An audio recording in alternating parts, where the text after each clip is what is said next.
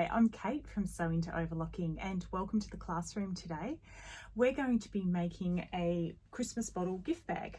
But of course you don't have to use Christmas fabrics. I love all things Christmas and have a lot of Christmas fabrics hanging around. So it was great to be able to use some of the smaller pieces for this project. It's made entirely on the Overlocker. It is advisable if you have a piping foot, because I'm going to teach you a technique in this where we actually create a little peeper using a piping foot and piping cord, and we remove the cord so it gives you a perfect insert. If by chance you don't have a piping foot for your overlocker, you could just leave this step out quite easily and still be able to make the bag. So the notes for this project is on my website, which is sewintoverlocking.com. You can go onto the free download section and print it out, and it has step-by-step photos, not the blank page, but step-by-step photos as you go through, which makes it nice and easy to follow. So what we need to get started is our main fabric. We need to cut a square that's 13.5 inches by 13.5 inches. For the collar piece, you need two pieces, which are 4.5 inches by 13.5 inches. Now for this one that I'm making, I'm using two fabrics the same, but you could use two contrasting fabrics. So with this one, I used a gold and then the green with the holly, so that it shows an extra layer of color when you turn the collar around. But it's up to you with what fabrics you have and how you want it to look. For our insert section, we need a strip that is 2.5 inches by 13.5 inches, a piece of narrow piping cord. So depending on the brand overlocker you're using and your piping foot that you're using, we just need to make sure that the cord that is being inserted will be easily removed. So you don't want it to be too large. One of the great pieces of cord that I use for this is the rat tail braid that is quite readily available. Unfortunately, we're in lockdown at the moment and I can't get out to the shop, so it's just a matter of using what I've got at home. So for the Benina L450, I'm using the multi-purpose foot because that is used as a piping foot as well as a beading foot. And this size cord, which I think is about a size 1 in the world of piping cords, but again, it was just in my stash, so don't quote me on that. But have a little bit of a play. You want to know that when you're inserting this cord that you can easily slide it out once we've put the piping in. It'll make a bit more sense when you see me do it. And we need two pieces of ribbon, which will help us tie the bag up. About 50 centimeters long, it could be a little bit shorter. Now, one of the things you can do if you have a cording foot on your overlocker is you can make your own wire edged ribbon. So with this, I use the decorative thread, which is a designer thread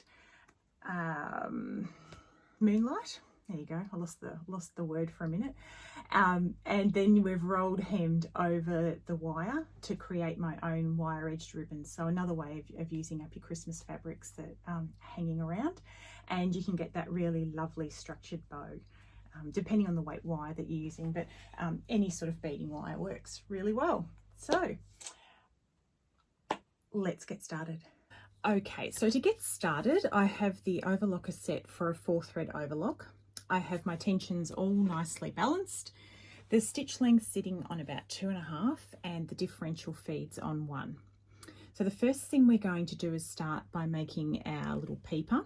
So we need to remove the standard foot from the machine. Now with most overlockers, it's simply a matter of raising the presser foot, and there's a little button at the back, and you press that and the foot falls off really, really easily.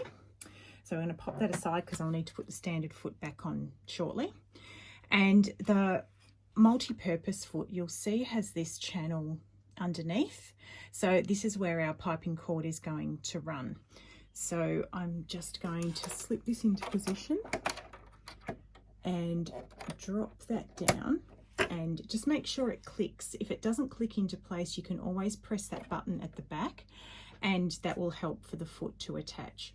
Just make sure when you do click the foot on that the chain from the overlocking where you've done your little test sample is actually running free and not trapped in the foot. I've done that plenty of times over the years. So now I'm going to take my piping cord and my 2.5 inch wide strip of fabric, and I'm going to wrap the fabric around the cord. So we're going to do this with the right side of the fabric out, so the piping cord is sitting nice and snugly on the inside. And make sure you've got a little bit of a tail sticking out to start off with. You'll find this is much easier to feed the fabric through when you first start off. So I'm going to raise this up, place the cord into that channel, pop the presser foot down.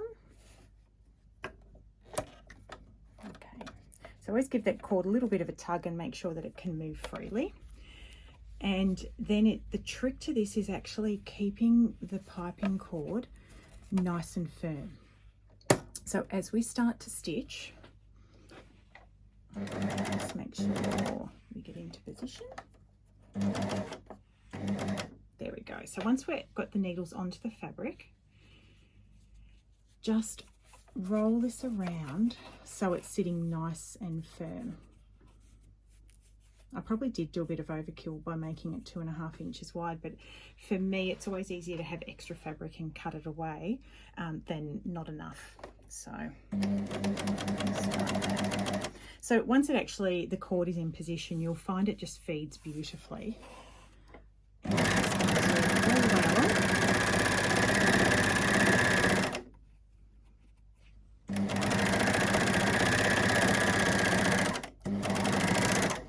And then you can continue to stitch it out,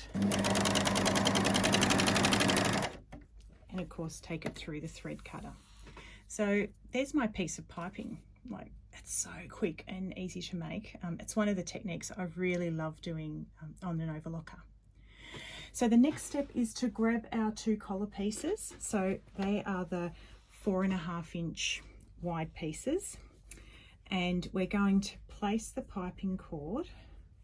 And actually what I always like to do is just give it a little bit of a tug and make sure that the cord is running smoothly.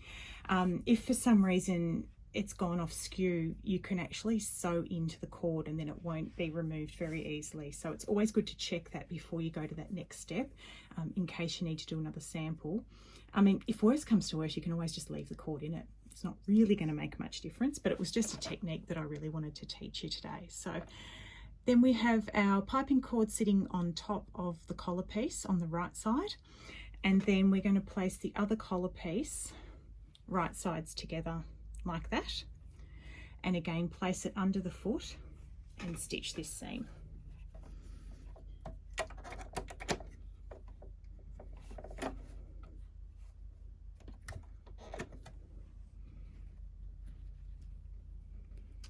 And off we go.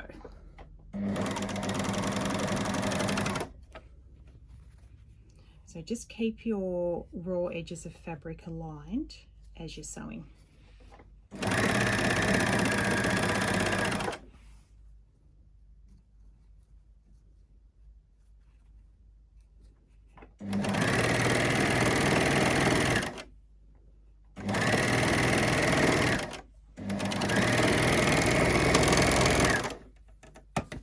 Okay, so there's my seam finished. The piping is perfectly positioned in the center. Now what I should be able to do is actually pull this cord and it will just remove really easily. Now we can turn the iron on and give that a nice press, but see how we've got this beautiful perfectly placed insert of fabric.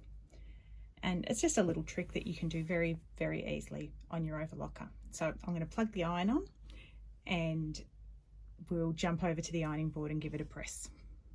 Okay, so we're over. We're going to give this a nice press so that our peeper is sitting nice and flat there. And if you find that everything's moved a little bit, don't forget with your side seams, we have a blade. So when we do the side seams of the bottle bag, we can trim everything up if it's not quite straight. That's another reason why I love all things overlocking. Now we're going to place our main fabric down, and we need to now position the ribbon in place. So I've put on the notes about 1 inch in from the edge. It means that it's sort of sitting far enough away from your overlocker as you're stitching the side seams that you're actually not going to catch the ribbon in place. Now obviously we need to hold this in place. I really don't like pins when it comes to overlockers because it's so easy to lose track of what you're doing and run over a pin. So that's where these quilting clips are ideal, because they're a lot larger, they're easier to see, and just holds everything in place where you need it to be.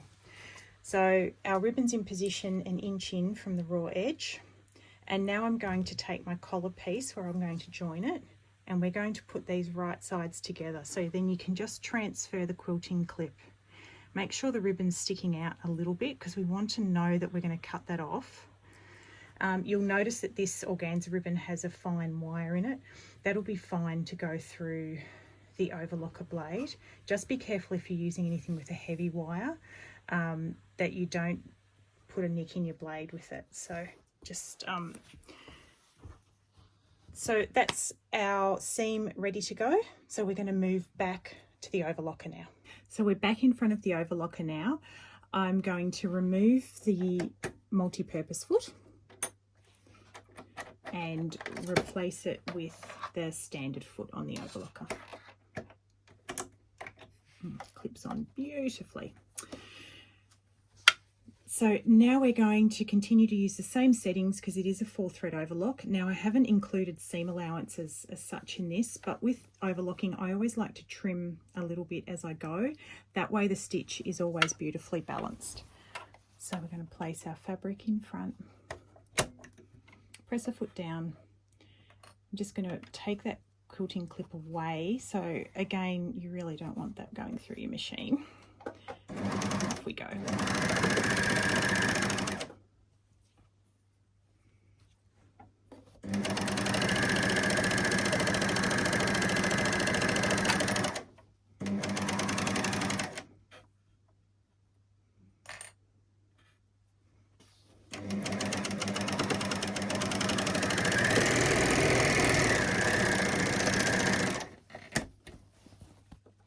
So that's the top seam of the bottle bag stitched, and I've caught the ribbon nice and securely into that seam. Now we're going to open our bag up and we're going to stitch this one long side seam of the bag, starting from top down to bottom, and just make sure that your seams align all the way through. It's probably going to be beneficial for you to have one of your seams where we're going over this insert, because there's a few layers of fabric here. So it's probably good to splay your seams so that one is going up and the other one's going down. You can still line up your seams beautifully, and by stitching that down through there, we'll just keep everything in place.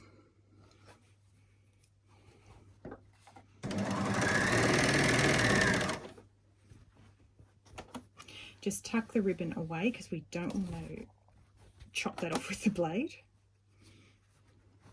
So I can give you all these hints from all the silly things that I've done over the years.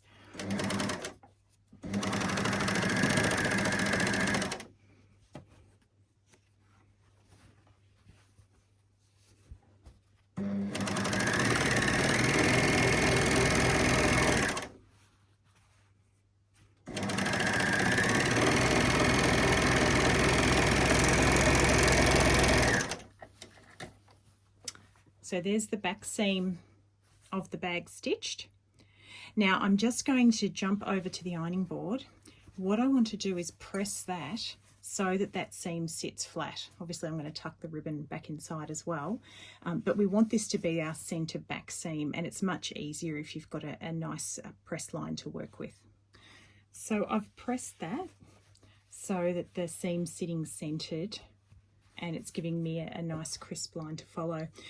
I have forgotten one of the steps, which I like to do before doing the side seam, which is actually neatening the top of that seam. So we can still do it even though we've finished the side seam slightly.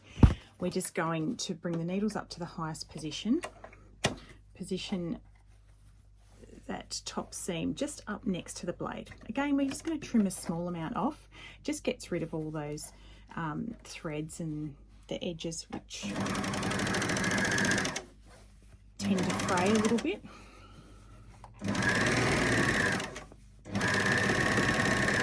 It's quite easy to whip around in a circle, but it's easier if it's flat. So try and do this step before finishing your edge seam, obviously. Once you've finished that circle in the round, actually this is a good thing because I can show you a technique of finishing. So when you've worked in the round, if you choose to run out, you end up with a big ugly finished edge. So this is something that I always teach in my Learning to Love Your Overlocker class. If you bring your needles up to the highest position at this point, because I've just stitched around and I've just done a few stitches over the top, raise my presser foot, just move the fabric, and if you need to, you can pull a little bit of needle thread down to help you take that off the needle plate. Then we pop the foot back down, and then we can just chain out. So I could say that I did that on purpose so I could teach you an extra technique, but that's a much neater way of finishing rather than having a big ugly runoff section. You can then use a fray stop to finish that, or use a hand needle to pop it in underneath. Okay, so now we're going to stitch the seam at the base of the bag.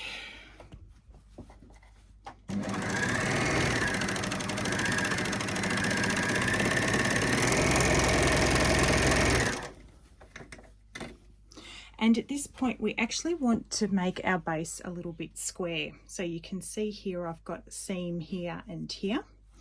So a super easy way of doing that is using your overlocker to actually form that seam. So what we do is we run our side seam in line with the base seam of the fabric. So if you pull it out and it forms a triangle then, and we're going to position this so that this point is about 1 inch from the left needle position. So on your overlocker, and I'd say that most of the overlockers that I've worked with in my time have some sort of marking on the foot as to where your needles are going to be sewing. So if we measure now 1 inch from that point, just need to move that over a little bit more, to that left needle marking. Now we can use the overlocker to stitch that seam, which will help to form the base. Now again, another little trick that I can teach you is finishing your seams as you go. If I just stitched straight across this, I would have chain at the beginning and the end that I would have to then finish by hand, or again using some fray stop to seal it. But this is a really great technique that makes it much easier to do while you're sewing. So a couple of stitches on, needles down into the fabric, raise the presser foot, and then we're just going to smooth that chain out and swing it round in front of the foot. Foot down, and off you go. So when we get to the end of the seam, we just want to go just past the fabric. So as the needles have cleared the fabric, again raise the presser foot, and what we're going to do is flip over our work, and we want to position it in front of the needles but not close to the blade, because if you go close to the blade you're going to cut your seam. So we just need to do a few stitches. So that's just anchoring and securing that seam. And now I'm going to again raise the presser foot, pull a small amount of thread down, and then I can take my work away and stitch it out. So there's my base seam finished. I'm just going to do the other side. You probably don't need to see me do that because you've already seen one. So I'm going to stitch that, and then we'll finish the bag. So once you finish the base of the bag, it's just a matter of turning it through to the right side. Give that a little bit of a press so it sits down nice and flat. And then you can turn the collar piece to the inside. And if you wish to jump on your sewing machine, you can do a row of top stitching just around here, which will actually hold that in place, or you can just leave it if you're not too fussed about it. If you give it a good iron, it should sort of sit in place quite well. Then it's just a matter of grabbing your gift bottle of choice and place it in. Now I have made it a longer bag, because if some bottles of champagne and things, if you wanted to gift those, are quite a bit taller. So just depending on what you're giving, but on a shorter bottle you can actually scrunch it down and it still looks really cool. And we'll do up our ribbon. Once you've got your ribbon in place, you can trim the edges up, so cut them on an angle so they don't fray. Make our bow nice and pretty, and then you can turn the collar down. So obviously if you have the contrasting fabric, you get that look happening, but with this one I've got sort of the green stars showing on both sides. So there's our bottle bag project. Don't throw out the piping cord, because hopefully you'll really enjoy doing this and you'll make lots of them, and you can just keep reusing that piping cord. So I hope you've really enjoyed this project. If you do have any questions, you can contact me, Kate, at sewintoOverlocking.com. Don't forget to download the notes before you start, and I hope to see you in the classroom soon. Bye for now.